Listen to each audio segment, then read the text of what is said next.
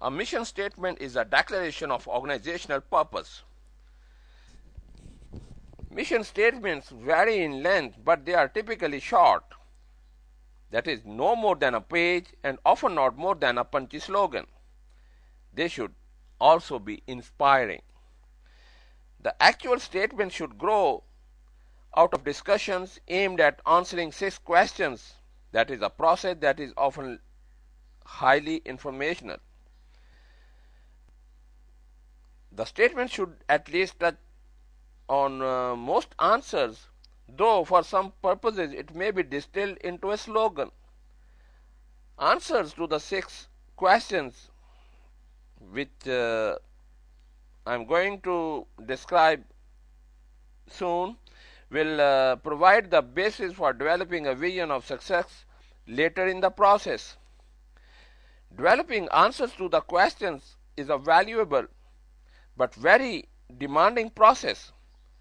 Several hours and in some cases days of discussion by the strategic planning team may be required to reach consensus on the answers, and perhaps additional time for reflection may be necessary. Sometimes the organization may need to come back and revise its mission statement in light of later discoveries. It is important to remember that strategic planning is ultimately about purpose, meaning, value, and virtue, and therefore it is philosophical at its base. Strategic planning involves responding to a series of Socratic questions. The 6 questions that follow structure one of the most important parts of that Socratic process. Question number 1. If your organization were walking down the street and someone asked it who it was, what would its answer be? The question is one identity, defined as what organizational members believe is distinct, central, and enduring about their organization. Question number 2. In general, what are the basic social or political needs we exist to meet? Or what are the basic social or political problems we exist to address? The answer to this question, along with the organization's mandates, provides the basic social justification for the organization's existence. That is, the purpose of the organization is to meet these needs or address these problems. The organization can then be seen as a mean to an end and not as an end in itself. The question may need to be asked stakeholder by stakeholder. Question number 3.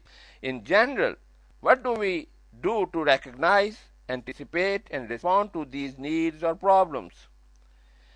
This question prompts the organization to actively stay in touch with the needs it is supposed to fill or the problems it is supposed to address. Left to their own devices, organizations will generally talk primarily to themselves and not to the outside world. When we see individuals talk mainly to themselves, we often suspect mental illness. When we see organizations talking primarily to themselves, we should suspect some sort of pathology as well. In order to remain healthy, organizations must be encouraged to stay in touch with the outside world that justifies their existence. Question number 4. How should we respond to our key stakeholders? This question forces the organization to decide what relations it wishes to establish with its key stakeholders and what values it seeks to promote through those relations.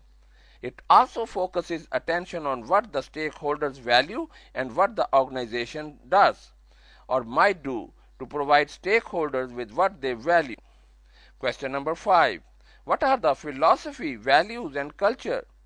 The importance of reflecting upon and clarifying an organization's philosophy, core values, and culture becomes most apparent in the strategy development step. Only strategies that are consonant with the philosophy, core values, and culture are likely to succeed.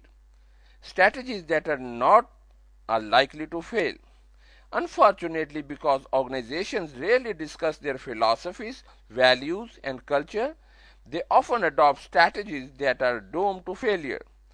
Clarity about philosophy and values in advance of strategy development is one way to avoid this error.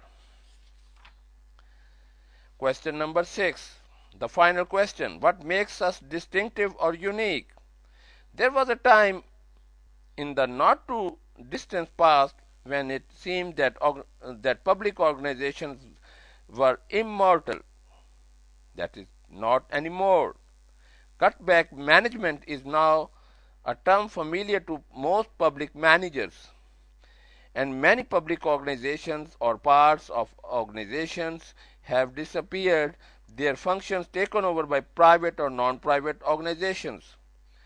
Privatization is here to stay, and its domain may be expected to increase. The world has become increasingly competitive, and those organizations that cannot point to some distinct contribution may lose out. Log on to my website www.asifjmeer.com. My blog is also up and running and can be logged at asifjmeer.wordpress.com. Have a look. Great day.